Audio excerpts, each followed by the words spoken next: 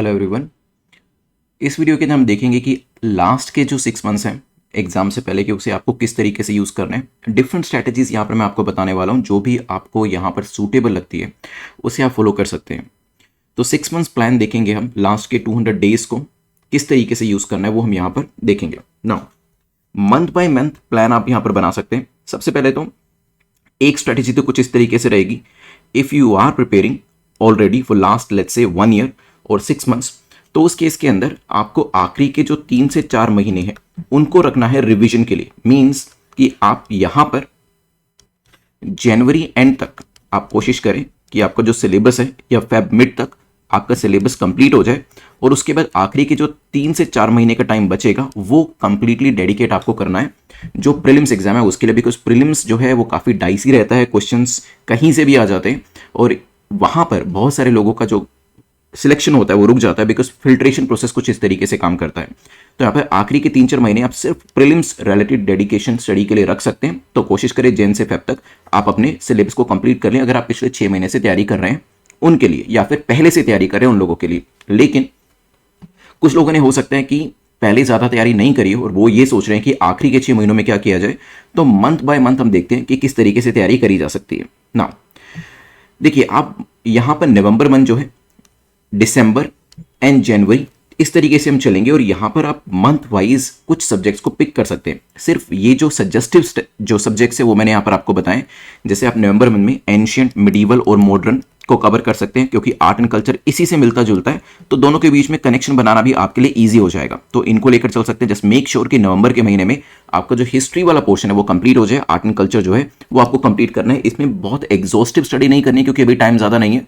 तो नवंबर के महीने में आई वुड नॉट से कि आप मल्टीपल बुक्स उठाएं और उसे पढ़ना शुरू करें। Just start with the NCERTs, जो एनसीईआरटीज है उसको कंप्लीट करें, और साथ ही साथ जो आपकी मॉडर्न इंडियन हिस्ट्री की स्पेक्ट्रम है आप उस पर फोकस कर सकते हैं। आर्ट एंड कल्चर के अंदर भी आप इसी तरीके से किसी इंस्टीट्यूशन के नोट्स, बिकॉज बुक्स जो होती है उसमें 500, 600, 700 पेजेस होते हैं और वो एक महीने में हिस्ट्री के साथ कवर करना मुश्किल हो जाएगा। So what you can do, यहां पर आप एनसीईआरटी प्लस स्पेक्ट्रम कर सकते हैं फॉर हिस्ट्री, और आर्ट एंड कल्चर के लिए आप जो किसी एक अच्छे इंस्टीट्यूशन के नोट्स जो कि 100 to 200 पेजेस के अंदर हों, जो कि आसानी से पूरे महीने में कवर किए जा सकते हैं, उसको आप यहां पर कर सकते हैं। जब आपका ये एरिया तैयार होता है तो इसके ऊपर आप जो सब्जेक्ट स्पेसिफिक मॉक टेस्ट होते हैं, मतलब पूरा मॉक टेस्ट एंशिएंट हिस्ट्री का है, मिडीवल हिस्ट्री का है, या फिर मॉडर्न हिस्ट्री का, या फिर पूरा ही हिस्ट्री का है, या पूरा mock test art and culture का है, आप उसे यहां पर तैयार कर सकते हैं, उसे अटेम्प्ट कर सकते हैं। करंट को छोड़ना नहीं है क्योंकि नवंबर के महीने में भी करंट अफेयर्स आपके होते रहने चाहिए। ठीक है, यहां पर सी सेट के लिए चाहे, अगर आपको लगता है सी सेट आपका वीक है तो उसके लिए 1 घंटा रोज निकाल सकते हैं। ठीक है, अब यहां पर जस्ट बिकॉज मैंने आपको history and art and culture बताया, जरूरी नहीं है कि आप शुरुआत उसी से करें। मैं नेक्स्ट महीने में, मतलब दिसंबर के महीने में आपको डिफरेंट सब्जेक्ट्स बताने वाला हूं, तो ये आप पे डिपेंड करता है। जैसे मैं सेकंड मंथ में बताऊंगा कि आप यहां पर पॉलिटी और इको को कवर करिए, लेकिन अगर आप चाहें तो आप शुरुआत इससे भी कर सकते हैं। मतलब पहले महीने में पॉलिटी और इको कर लीजिए और दूसरे महीने में हिस्ट्री और आर्ट एंड कल्चर कर लीजिए। ठीक है, सो सब्जेक्ट्स जो मैं आपको बता रहा हूं दे आर हाईली सजेस्टिव, तो आप अपने हिसाब से सब्जेक्ट्स को चेंज कर सकते हैं। तो सेकंड मंथ में पॉलिटी और इकोनॉमी, क्योंकि काफी एग्जॉस्टिव होते हैं, इनको आप कर सकते हैं। साथ ही साथ आप करंट को साथ के साथ लेकर चलिएगा।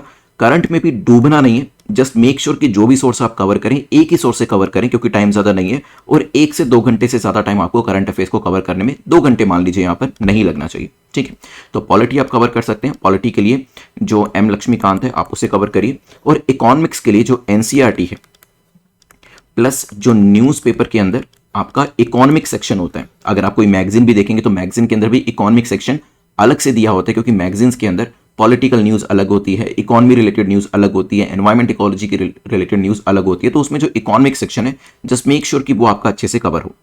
ठीक है, so this is the second month. अगर आप तीसरे महीने चलेंगे, मीन्स आप यहां पर जनवरी में आ चुके हैं, अभी ठंड बढ़ चुकी है, टाइम कम मिलेगा पढ़ने का।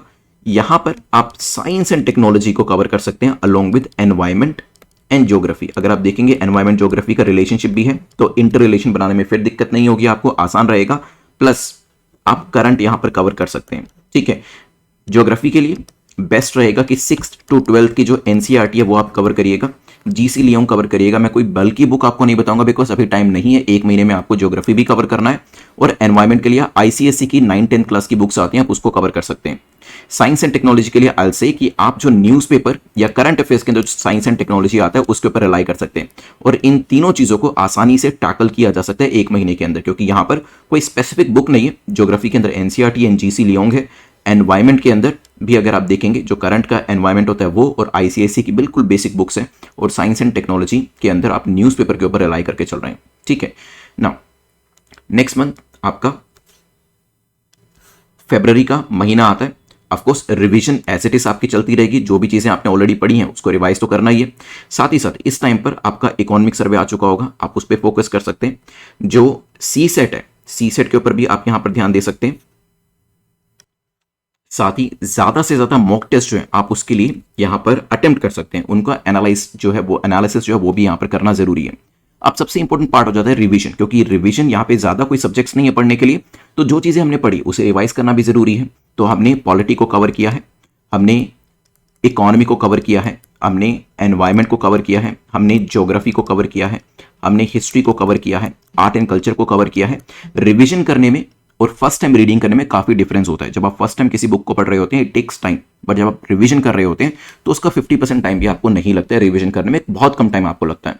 तो यहाँ पर जो चीजें हमने पढ़ी हैं आप उसको बैंक अपॉन कर सकते हैं, उसको कैपिटलाइज कर सकते हैं, उसको मल्टीपल टाइम यहाँ पर रिवाइज करिएगा ताकि वो चीजें आपकी पक्की हो जाएं जो चीजें आपने पढ़ी हैं। नई चीजें पढ़ने की बजाय the best thing will be कि जो चीजें ऑलरेडी आपने कवर करी हैं उसे आप अच्छे से रिवाइज करें, ताकि एग्जाम में जब आप क्वेश्चन को देखें तो आपको ऐसा नहीं लगे कि ये क्वेश्चन देखा तो मैंने कहीं पढ़ा तो है लेकिन now I am not able to give the answer.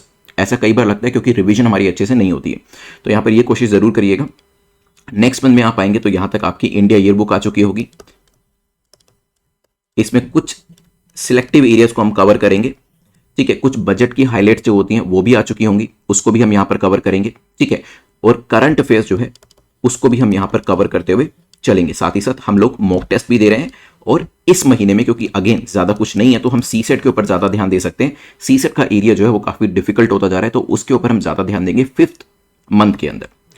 चलते हैं 6th मंथ के अंदर। तो यहां पर वंस अगेन क्योंकि ये एग्जाम से पहले वाला टाइम है, मींस अप्रैल का महीना आ गया आपके पास, तो यहां पे वंस अगेन जो चीजें आपने पढ़ी हैं उसको आप करेंगे रिवाइज। तो रिवीजन पे सबसे ज्यादा फोकस, मॉक टेस्ट पे बहुत ज्यादा आपको फोकस करना है। जस्ट कोशिश करिएगा कि 50 के आसपास मॉक टेस्ट आप लगा कर जाएं बिफोर एक्चुअल प्रीलिम्स एग्जामिनेशन। ठीक है, लेकिन उसका एनालिसिस करना भी जरूरी है। बहुत बार ऐसा भी होता है कि घुमा फिरा कर जो क्वेश्चंस आपके मॉक टेस्ट के अंदर होते हैं वहीं से भी डायरेक्टली कई बार क्वेश्चन आ जाता है। साथ ही साथ तीसरा एरिया जो अप्रैल के महीने में आपके सामने रहेगा वो होगा सी सेट। ठीक है, अब आता है last month, that is the month of your exam. वहां पर आपकी स्ट्रैटेजी यही रहेगी, जस्ट कुछ नया नहीं करना है। मेक श्योर कि जो चीजें हमने पिछले महीनों में करी उसे आपको कंसोलिडेट करना है, क्योंकि नई चीजों के पीछे भागोगे तो जो ऑलरेडी चीजें कवर करी उसको भूल जाओगे। तो प्रॉपर उसको आप रिवाइज करिएगा, मॉक टेस्ट दीजिएगा, और जो करंट अफेयर्स हैं एग्जाम से 15 दिन पहले तक के जो आपके करंट अफेयर्स होंगे उसे अच्छे से कवर कर लीजिएगा। 6 मंथ्स में देखिए वैसे एग्जाम को क्रैक करना डिफिकल्ट होता है, नो डाउट अबाउट दैट, क्योंकि काफी सारे लोग 1 साल से तैयारी कर रहे हैं, हो सकता है उससे भी ज्यादा साल से तैयारी कर रहे हैं।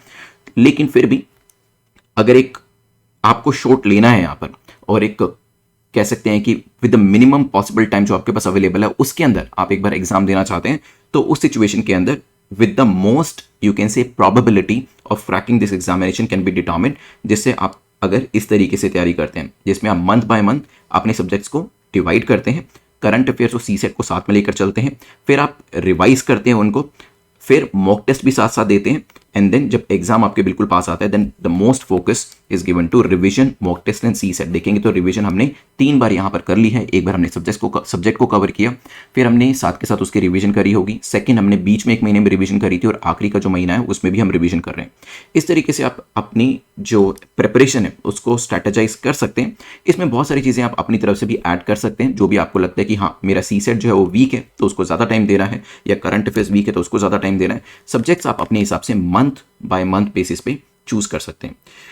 इसके अलावा कोई और आपकी सजेशन है जिसे आपको लगता है कि प्रिपरेशन अच्छे से करी जा सकती है, यू कैन शेयर दो suggestion in the comment section with other aspirants. Thanks for watching this video, have a nice day, take care, good bye.